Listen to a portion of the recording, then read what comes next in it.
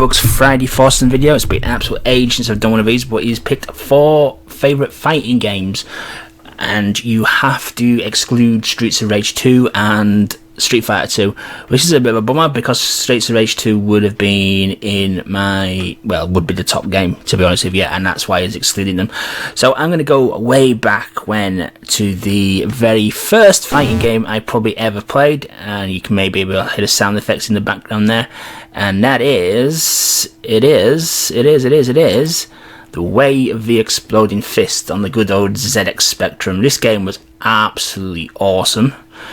It's very, very slow, plodding by today's standards, but it was the first fighting game I ever actually experienced, and it still holds up well to this day, despite its slowness. It uses 8-way directions, which is a very rare thing on an 8-bit home computer at the time, because a lot of games were just 4-way directional. And it even works on the keyboard as well, using all 8 directions as well, which is it's a very, very rare thing. And the amount of moves you can pull off, I mean, it's amazing for a humble 8-bit computer with a single fire button. It's just really, really good. You can do punches, you can do back kicks, leg sweeps, ankle chops, you can do flying kicks, roundhouse kicks, you can even block as well, which is absolutely unheard of, especially when we're talking an early 80s game. Absolutely amazing, and all on a 48K cassette tape as well. Absolutely brilliant, still holds up to this day.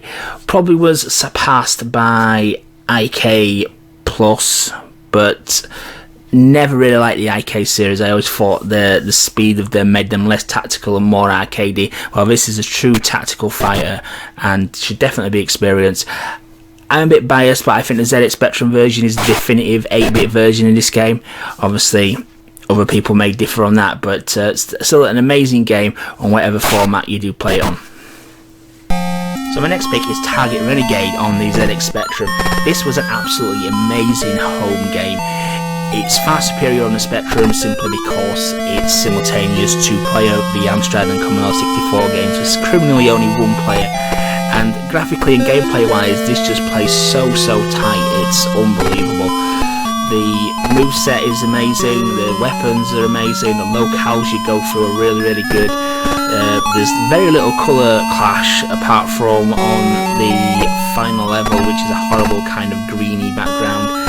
The rest of the colour palette does a really good job and got the highly detailed Spectrum graphics as you would normally expect. And it takes you on a journey through the car park to the city slums where you fight prostitutes of all things, into the park, finally onto the shopping complexes, and finally Mr. Big's bar, where you take on Mr. Big. The bar itself looks kind of like a weird English kind of bar, even though it very looks like an American setting from the rest of the game. But Mr. Big himself looks like a beefed up version of Charles Bronson. Absolutely amazing game, amazing music, amazing graphics, and on one level you actually get to kick dogs as well, kick bulldogs, which was supposed to be the Beastie Boys, I heard, but I'm not sure if that was officially there or just a fan rumour, to be honest with you. But still a classic title, and still holds up well to this day. I actually did a full playthrough the other day of it and really enjoyed it. It's a little bit slower than I remember, but you tend to get that, don't you, when you look back at games. But yeah, still a classic, and probably the best 8-bit side-scrolling brawler across all the home computer systems, to be honest with you.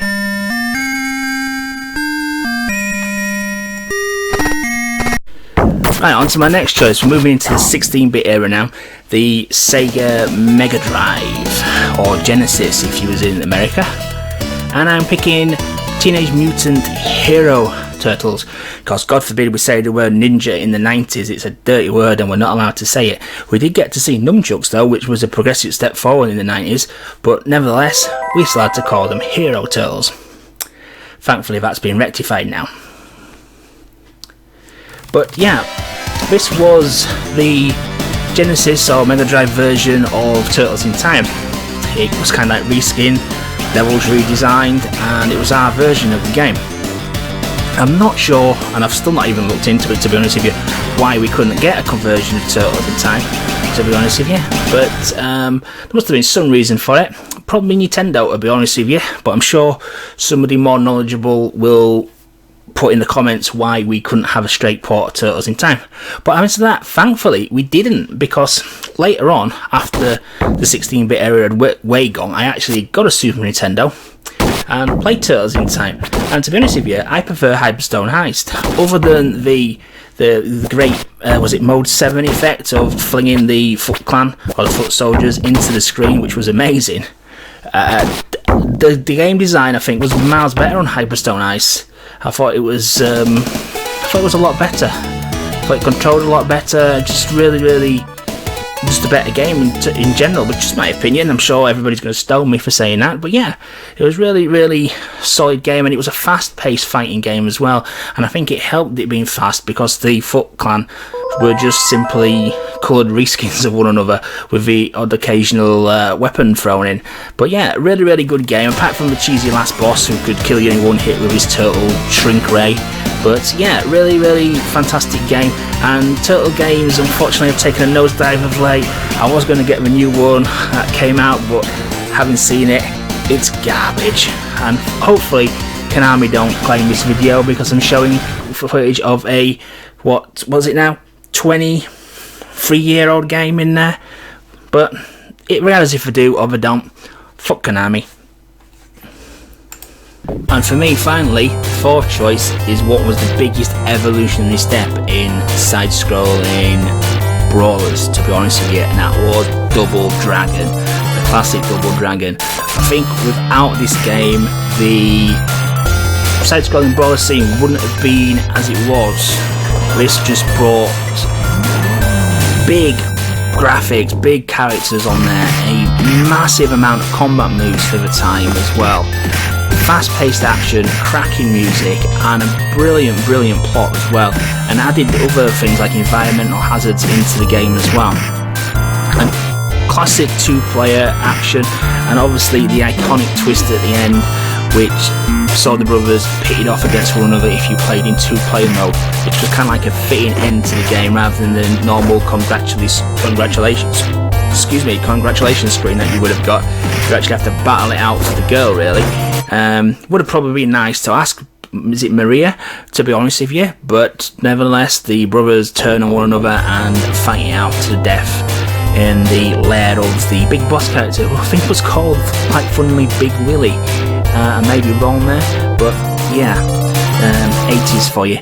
But yeah, absolutely classic game itself, and never really got a great home conversion of it, to be honest with you. I mean, I had a Spectrum at the time, and when it was coming out I was actually really excited, until I saw the bug-eyed monstrosities, which I think Melbourne House was it, came up with. What a shocking conversion that was.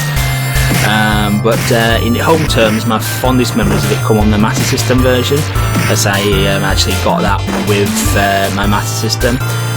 Nowhere near arcade perfect, of course, but it was still a pretty competent beta and much better than the NES version, which decided to do some weird stuff which made it not Double Dragon anymore, in my opinion.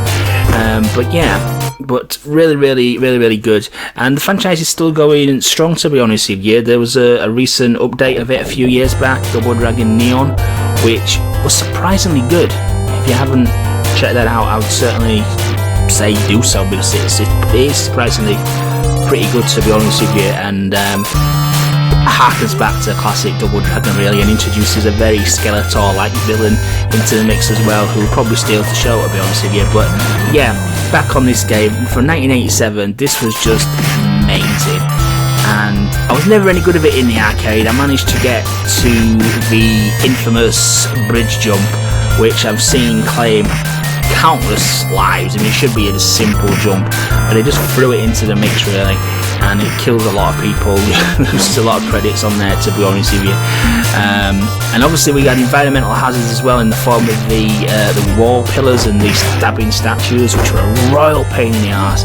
Typical arcade game, wanting to steal money off you, wanting to steal credits off you. But yeah, nevertheless, a true classic. So there's my 4 picks for fighting games. Streets of Rage 2 still the king, to be honest with you, but nevertheless, these are still 4 iconic, awesome fighting games, in my opinion. Hope you enjoyed the video, guys. If you've not already subscribed to the channel, please remember to do so. And I will gonna try and respond to Novabugs videos in the future, because I've got a little bit more time on my hands now. So fingers crossed, and I'll look forward to the next Friday Foursome. So thanks for watching, guys.